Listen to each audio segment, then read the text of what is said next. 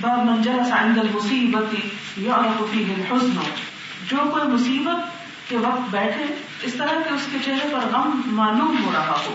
یعنی مصیبت کے وقت اس طرح بیٹھنا، یعنی مثال کے طور پر اس کے چہرے پر یا ہاتھ پاؤں اس طرح رکھے ہوئے ہوں انسان نے کہ بے حس معلوم ہو رہا ہو، تو اس طرح بیٹھنا جو ہے اس کی اجازت ہے. یعنی چہرے سے یا جسم سے یا بیٹھنے کی پوزیشن سے اگر غم کا اظہار ہو رہا ہے تو اس کی اجازت ہے.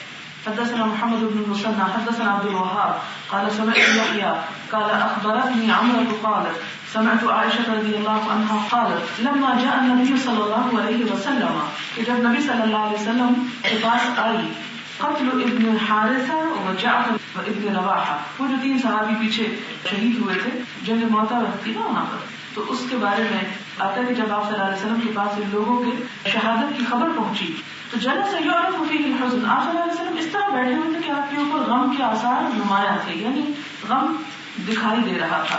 وَأَنَا أَنظُرُ مِنْ صَائِرِ الْبَابِ، اور میں دروازے کی دراڑ میں سے دیکھ رہی تھی. یعنی یوں لگتا ہے کہ حضور صلی اللہ علیہ وسلم باقی لوگوں کے ساتھ مردوں کے ساتھ باہر بیٹھے ہوئے تھے اور حضرت عائشہ جو ہیں وہ دروازے کی جو دراڑ ہے اس میں سے چھپ کر دیکھ رہی تھی ان کو. صائر الباب ہونا شق الباب، سوراخ. فأتاه رجل، ایک شخص آیا، فقال، تو کہنے لگا ان نساء جعفر، کہ جعفر کی عورتیں جو ہیں گھر والیاں جو ہیں، وذکر بکاءہن، اور اس نے ذکر کیا ان کے رونے کا کہ جعفر کے گھر میں بہت رونا دھونا ہو رہا ہے. فامرہ، آپ نے اس کو حکم دیا ان ینہاہن، کہ ان کو روکے. فذهب، وہ شخص چلا گیا. ثم اتاه الثانیہ، پھر دوبارہ آ گیا. لم یطعنہ، ان عورتوں نے اس شخص کی بات نہ مانی. یعنی آپ صلی اللہ علیہ وسلم کے پاس وہ شکایت لے کر آیا، آپ نے فرمایا جاؤ منع کرو، وہ جا کے منع کر رہا ہے، عورتیں بات نہیں مان رہی، یہ پھر واپس آ گیا، آ کے پھر شکایت کرتا ہے کہ عورتیں بات نہیں مان رہی. فقال، آپ نے فرمایا انہن، جاؤ ان کو منع کرو. فاتاہ الثالثہ، تیسری دفعہ پھر آ گیا. قال، کہنے لگا واللہ غلبننا یا رسول اللہ، کہ اللہ کے رسول، قسم ہے اللہ کی کہ وہ عورتیں ہم پہ غالب آ گئی، ہماری بات نہیں سنتی. فزعم انہ قال، حضرت عائشہ کہتی ہے کہ میرا خیال ہے کہ آپ نے فرمایا فحثوا فی افواہہن التراب، ڈالو ان کے منہ پہ جا کے مٹی، یعنی اگر ویسے بات نہیں آتی جاؤ ان کے منہ پہ خاک پھینکو.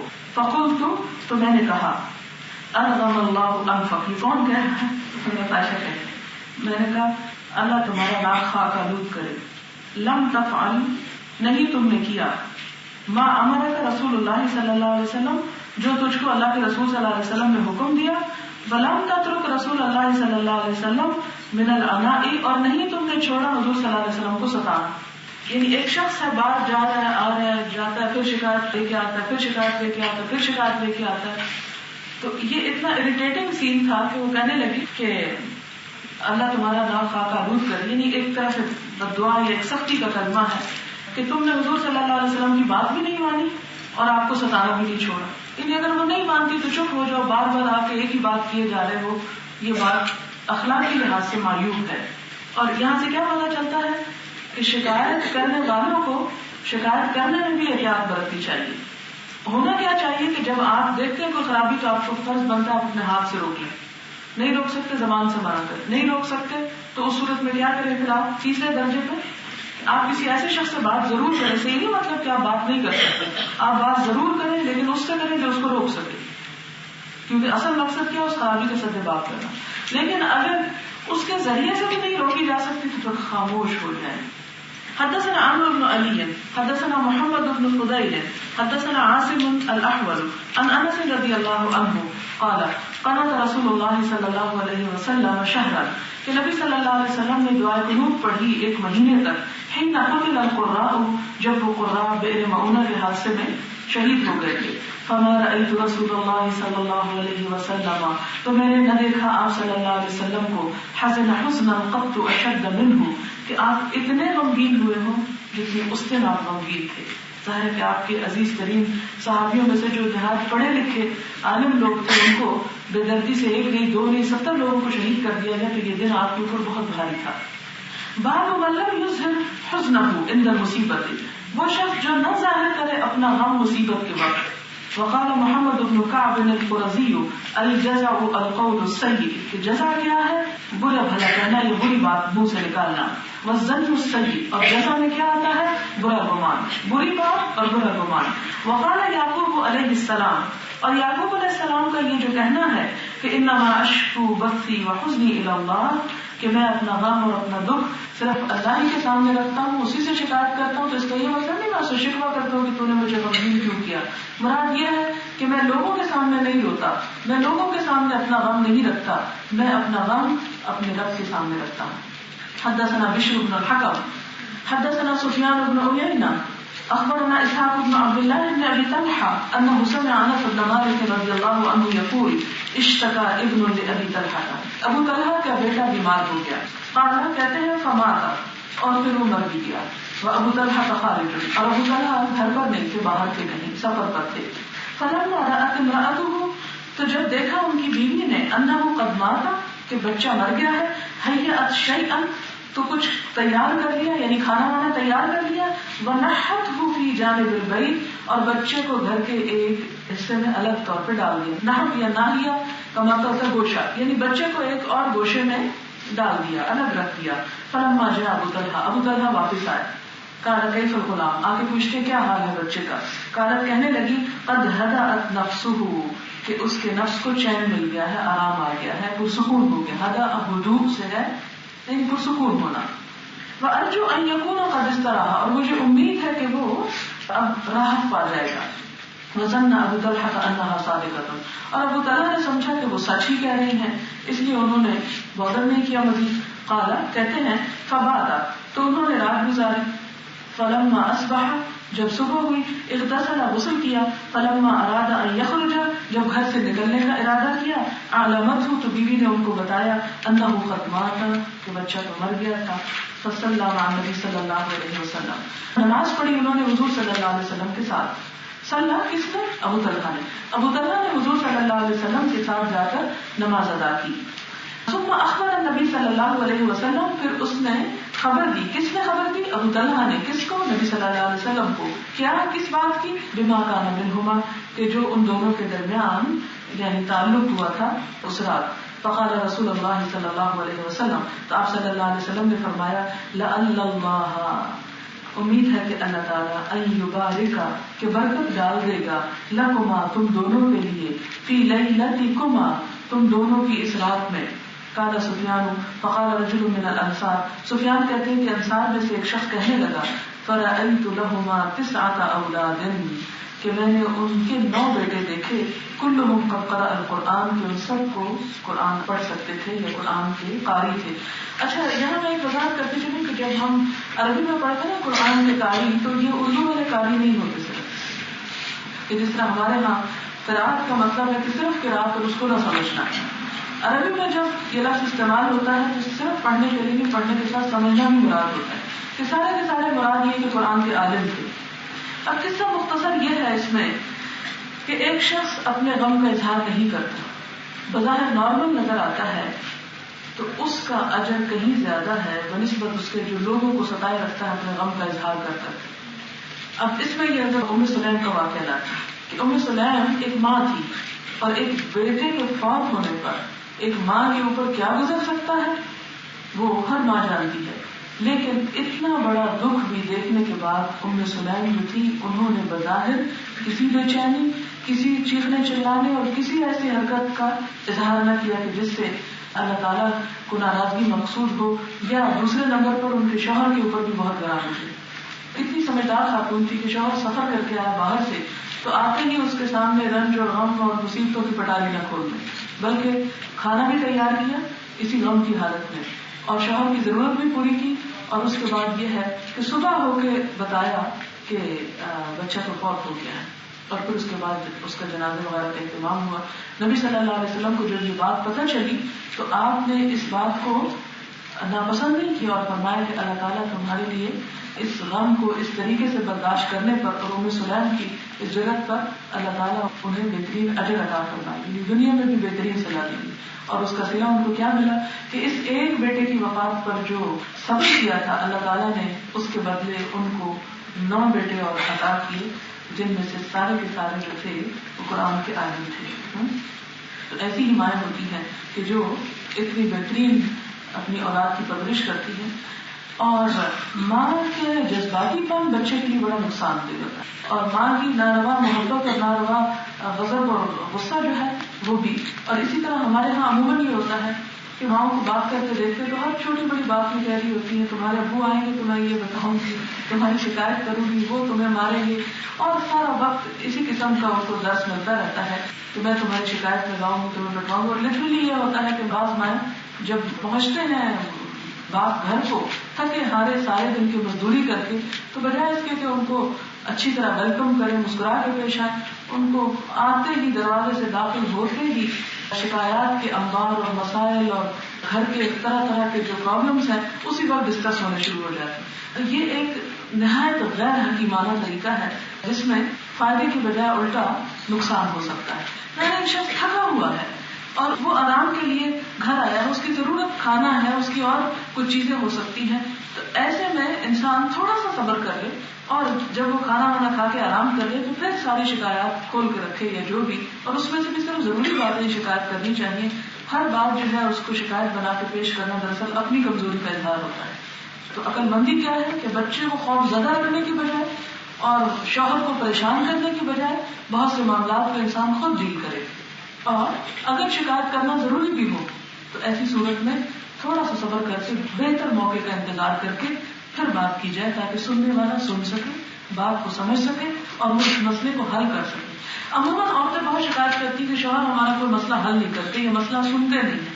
اس میں بھی اگر غور کیا جائے تو بنیادی وجہ یہی ہوتی ہے کہ عموماً مسئلے ایسے انداز میں سنائے جاتے ہیں یا ایسے وقت پہ سنائے جاتے ہیں جب وہ سننے کے موڈ میں نہیں ہوتے، یا یہ ہے کہ ان کی توجہ اخبار پہ ہوتی ہے یا کسی اور چیز پہ ہوتی ہے. تو اس صورت میں کہ ایک شخص ٹی وی دیکھ رہا ہے اور آپ اس کے کان بھرے چلے جا رہے ہیں، میری ساس نے یہ کیا، نند نے یہ کیا، فلانے نے یہ کیا، وہ یہ لے گیا، وہ کھا گیا، وہ توڑ گیا، اور دن بھر کی شکایت. تو یہ چیز جو ہے یہ خاندانی اور ازدواجی زندگی کو متاثر کرتی ہے. ان چیزوں سے پرہیز کرنا چاہیے. اور ایک اور روایت میں آتا ہے کہ حضرت ام سلیم نے ابو طلحہ کو جب بتایا وفات کا تو یہ نہیں کہ صبح اٹھے تو کہا تمہیں پتا تمہارا بیٹا مر گیا، بلکہ اس کے برعکس کیا کہا کہ اگر تمہارے پاس کوئی شخص اپنی امانت رکھوا دے اور پھر وہ لینے آئے تو تم کیا کرو گے؟ تو اس نے کہا میں امانت واپس کر دوں گا. خوشی سے کرو گے یا ناراض ہو کے؟ اس نے کہا خوشی سے واپس کروں گا. تو پھر اس کو بتایا کہ تمہارا بیٹا بھی اللہ تعالیٰ کی امانت تھا تمہارے پاس، وہ امانت اللہ تعالیٰ نے واپس لے لی، لہٰذا اس موقع پہ تم اب اس امانت کو خوشی سے اللہ کے سپرد کرو. تو یہ ایک انداز ہے جو دوسری طرف ملتا ہے. تو یوں پتہ چلتا ہے کہ صحابیات میں بھی ایمان کا لیول مختلف تھا. کہیں پر ہم دیکھتے ہیں کہ جعفر کی گھر والیاں رو رہی ہیں اور منع کرنے پہ بھی منع نہیں ہو رہی، اور دوسری طرف ام سلیم جیسی خاتون، انہی کے بیٹے تھے نا حضرت انس، جو حضور صلی اللہ علیہ وسلم کے پاس چھوڑ کے گئی تھی. انہی نے وہ حضرت انس کے ساتھ نماز پڑھی تھی نفل کی جب حضور صلی اللہ علیہ وسلم ان کے گھر پہ تشریف لائے تھے. بہرحال باب الصبر عند الصدمۃ الاولى، پہلے ہی صدمے پہ صبر کرنا اصل صبر ہے. یعنی اگر کوئی شخص روتا رہتا ہے ایک سال بھر پھر کہتا ہے اب نہیں روتا میں صبر کرتا ہوں، یہ صبر نہیں ہوتا. صبر کب ہوتا ہے؟ جب چوٹ لگے. وقال عمر رضی اللہ عنہ نعم الادلان ونعم العلاوۃ، حضرت عمر رضی اللہ تعالیٰ عنہ کہتے ہیں کتنے اچھے ہیں دو بوجھ. کیا مطلب؟ ادلان کیا ہوتا ہے؟ عدل اور عدل ایک ہی روٹ ہے جس کا مطلب ہے برابر ہونا. اونٹ کے اوپر سامان کو اس طرح لادا جائے، وزن اس طرح رکھا جائے کہ دونوں طرف کیا ہو؟ برابر کا بوجھ ہو. تو ایک کو عدل کہتے ہیں، ادلان دو طرف کا بوجھ جو جانور کے دونوں طرف رکھا جاتا ہے. ونعم العلاوہ، اور علاوہ کہتے ہیں وہ بوجھ کو جو اس کے علاوہ ہوتا ہے اور بیچ میں رکھ دیتے ہیں. یہ جو ہم علاوہ لفظ بولتے ہیں نا اردو میں، یہ بھی عربی کا لفظ ہے.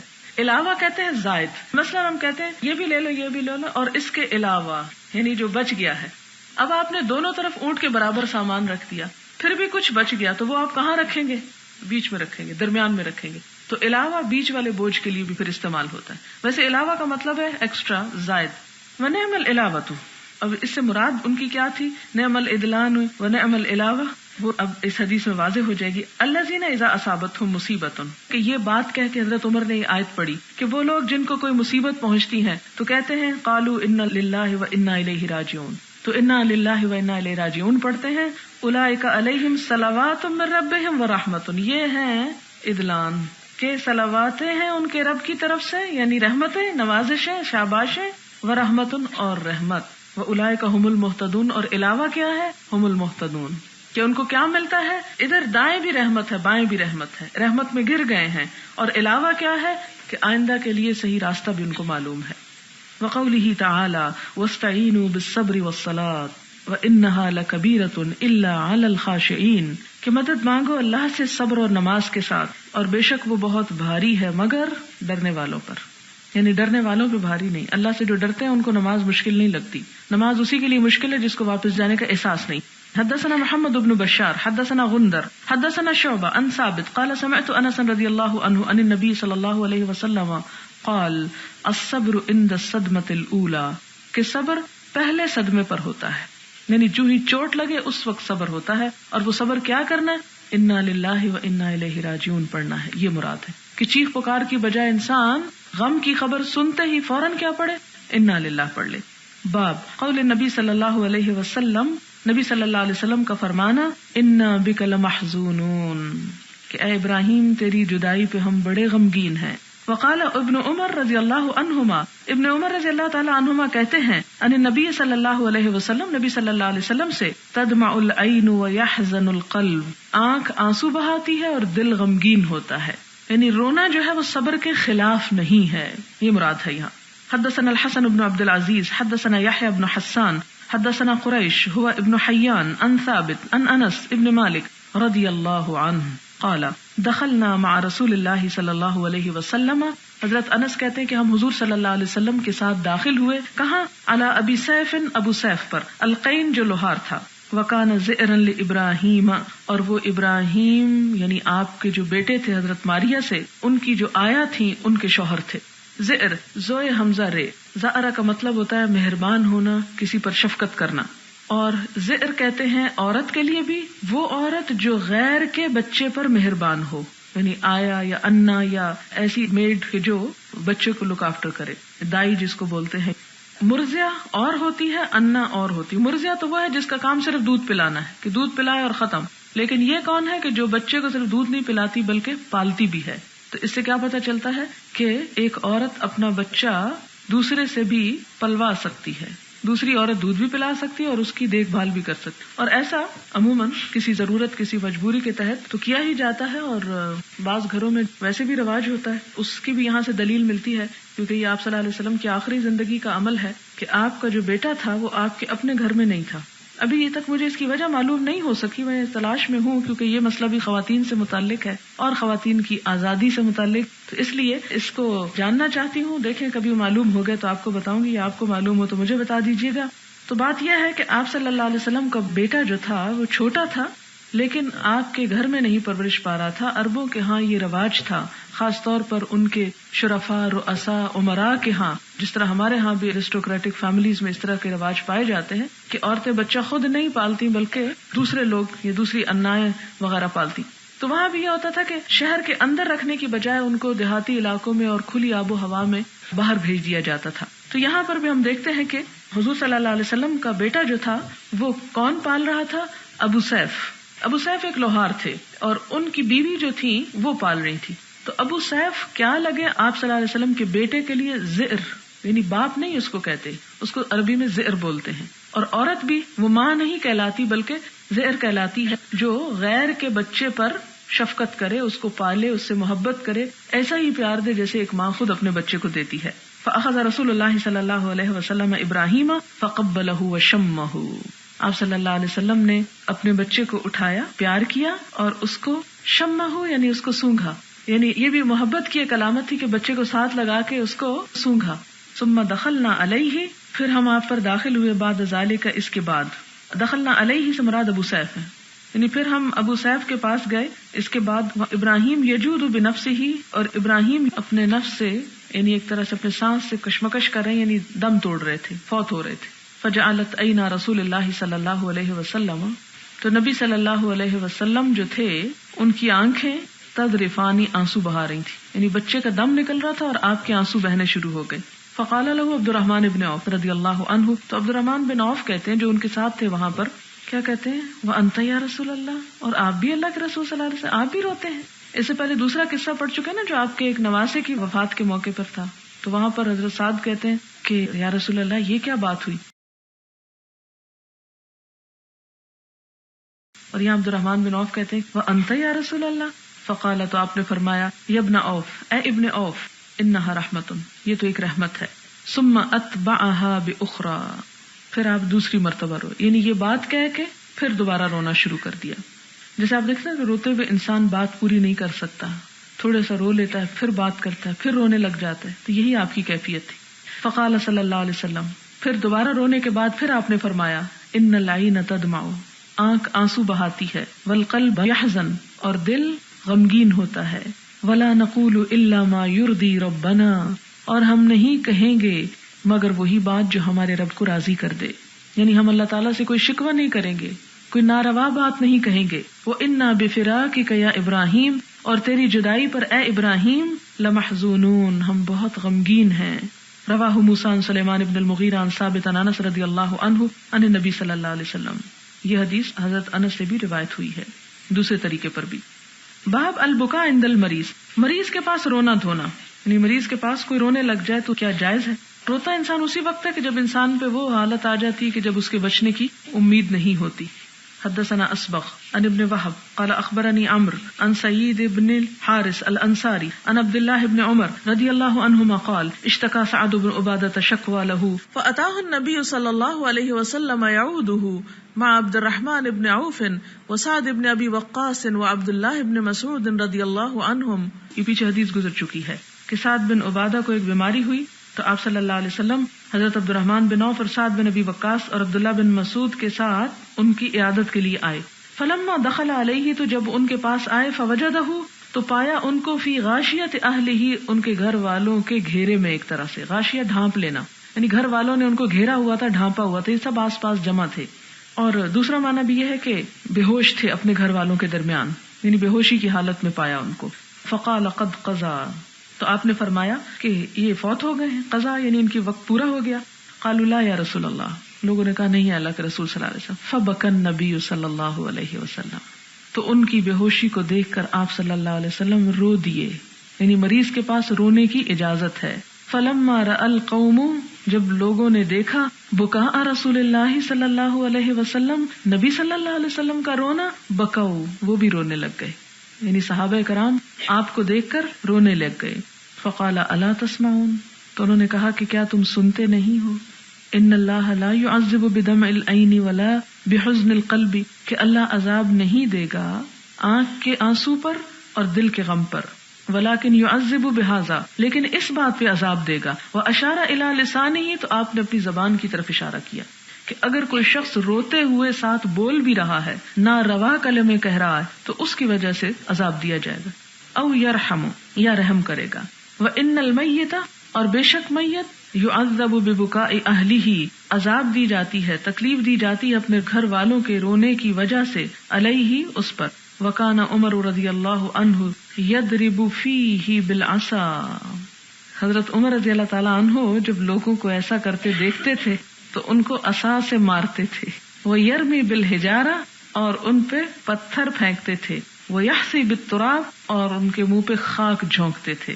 یعنی حضرت عمر رضی اللہ تعالیٰ عنہ جو کہ بہت قوی انسان تھے، آپ کو میں بتا چکی ہوں کہ ان کے دونوں ہاتھوں کی قوت برابر تھی، یعنی جو کام وہ دائیں ہاتھ سے جس پرفیکشن کے ساتھ کر سکتے تھے، بائیں کے ساتھ بھی اسی پرفیکشن کے ساتھ کر سکتے. اور یہ ایسی خصوصیت تھی جو بہت کم لوگوں کو نصیب ہوتی. لہٰذا ان کے اندر اور بھی بہت سی خصوصیات ہیں. سب سے بڑی خصوصیت تو یہ ہے کہ کسی برائی کو دیکھ کر وہ چپ نہیں رہتے اور فوراً ہاتھ سے بھی روکتے، اور خصوصاً جب ان کی خلافت کا دور آیا تو اس وقت تو پھر ان کو ہاتھ اٹھانے کی اجازت بھی تھی، اس لیے وہ لوگ اگر نہیں منع ہوتے تھے کہنے سے تو پھر عصا بھی مارتے تھے، یعنی سختی سے قانون کی امپلیمنٹیشن کرواتے تھے.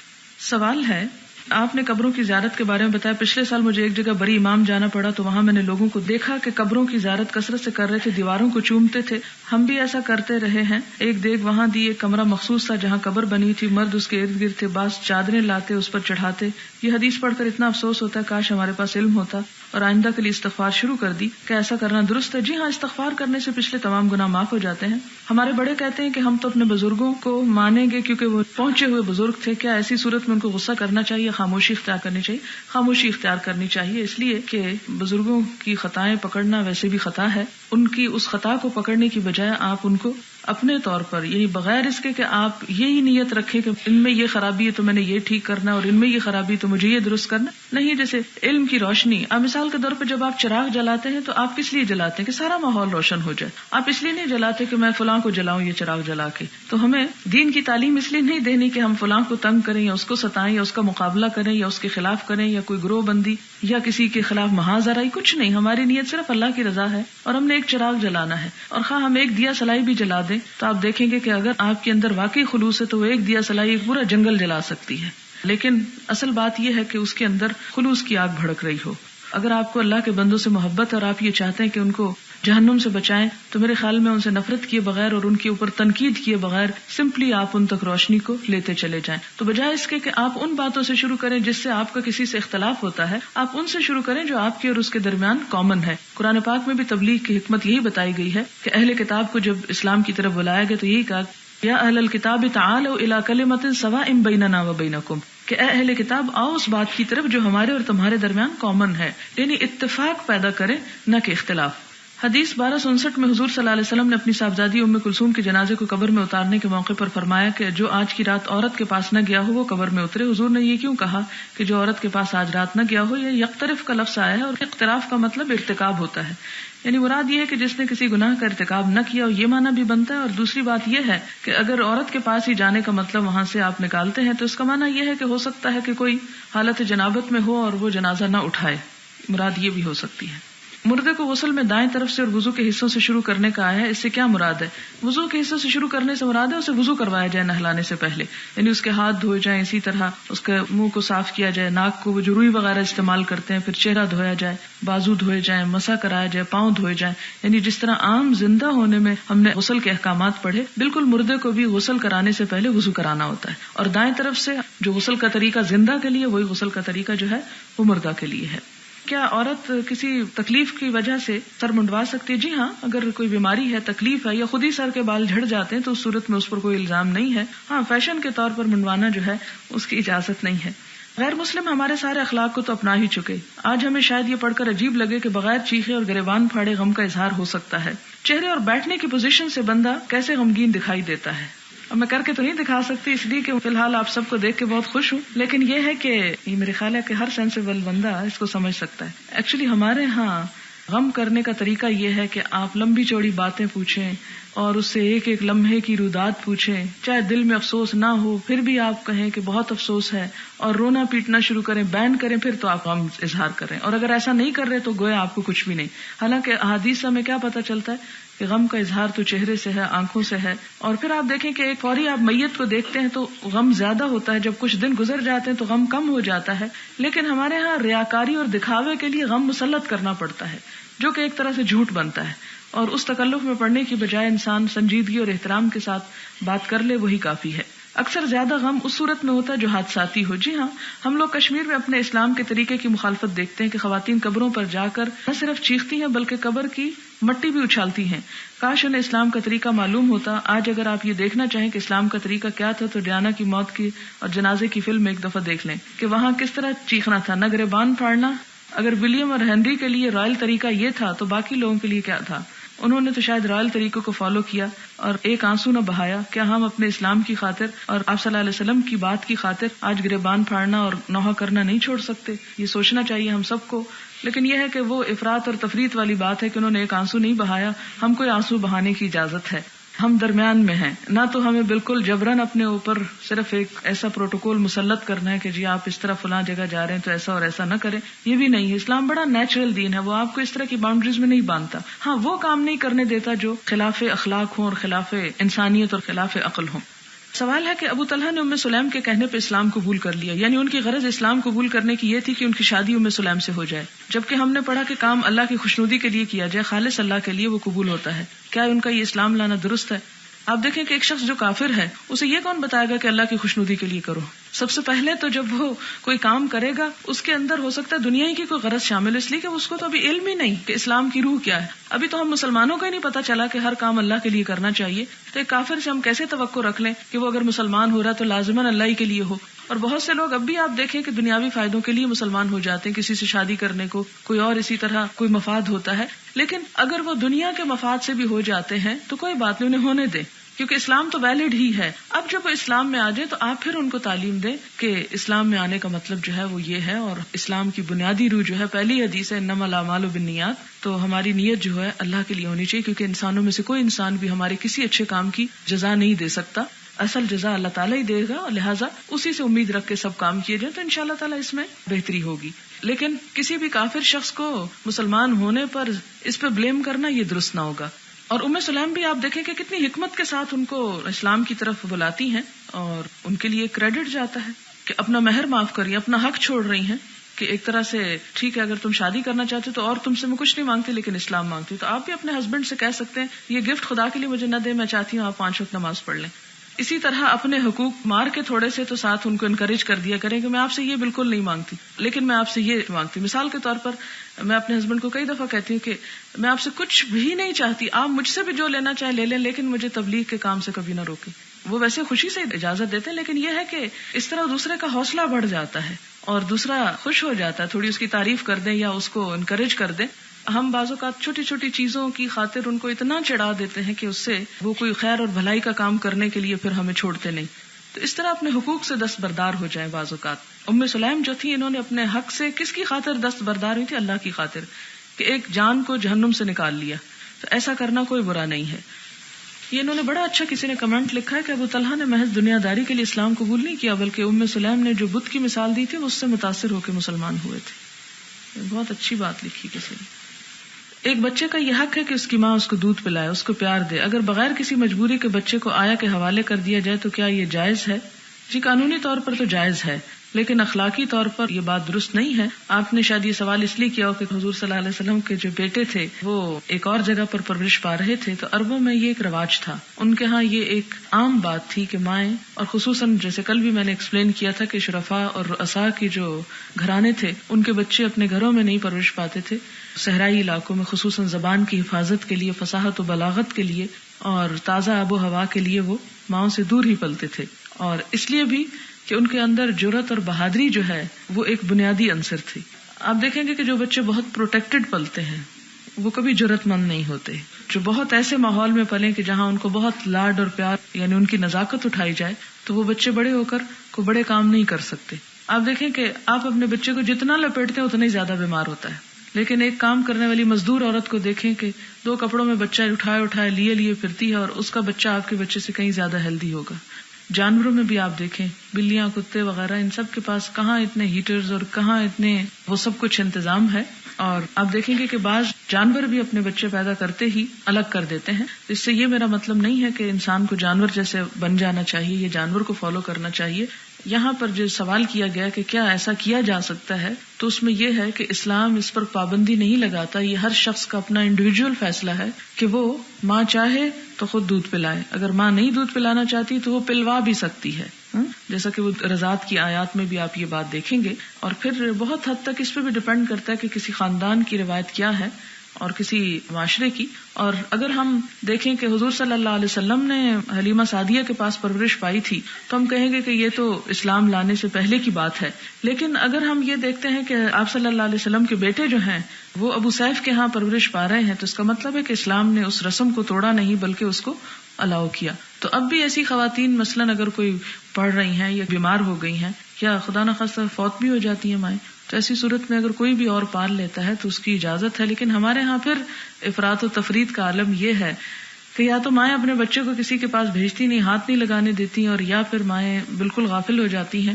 اور اس میں بھی ہم دیکھتے ہیں کہ بعض اوقات مائیں جو ہیں وہ اپنے بچوں کے معاملے میں بہت لاپرواہی کا سلوک کرتی ہیں، تو اس میں اعتدال کی راہ جو ہے وہ زیادہ بہتر ہے اور اسی کا اہتمام کیا جانا چاہیے۔ مثلاً آپ دیکھیں کہ جیسے کچھ مائیں بلا وجہ ہی اپنا دودھ نہیں پلاتی بچوں کو، تو ماں ہونے کا پھر اس کو فائدہ وہ نہیں ہوگا۔ پھر اسی طرح یہ ہے کہ بعض لوگ اس معاملے میں بہت سختی کرتے ہیں کہ ماں ہی بچے کا سب کام کرے اور اس کے لیے کوئی بھی نوکر یا سرونٹ نہ رکھا جائے، تو اسلام نے اس معاملے میں کوئی لکیر نہیں کھینچی کہ یہ حرام ہے اور یہ حلال ہے اور یہ جائز ہے اور یہ ناجائز ہے۔ اس میں دیکھنا یہ چاہیے کہ کہاں پر کون سی چیز کس کو کن حالات میں سوٹ کرتی ہے۔ ماں جتنی بھی اپنے بچے کی خدمت کرتی ہے، اس کو دودھ پلاتی ہے، اس کی نگہداشت کرتی ہے، اتنا ہی اس کا اجر بڑھ جاتا ہے. لیکن اگر بوجہ مجبوری کوئی ماں ایسا نہیں کر سکتی تو اس کو مجرم نہیں قرار دیا جا سکتا. آپ دیکھیں کہ بعض اوقات ایک ماں جو ہے وہ دوسری شادی کر لیتی، تو ایسی صورت میں بچے جو ہیں وہ ظاہر ہے کہ باپ اور اس کی فیملی پالے گی یا پالنا چاہتی ہے تو اس کی بھی اس کو اجازت ہے. تو اس میں ڈپینڈ کرتا ہے کہ حالات کیا ہیں. اور یہ چونکہ انسانوں کی اپنے مزاج اور نفسیات، بعض مائیں جو بڑے بھی ہو جائیں بچے تو ان کی جدائی برداشت نہیں کر سکتی. یہ ہر ایک کو خود دیکھنا ہوگا کہ اس کے لیے کیا مناسب ہے. وآخر دعوانا الحمدللہ رب العالمین. سبحانک اللہم وبحمدک نشہد ان لا الہ الا انت نستغفرک ونتوب الیک. والسلام علیکم.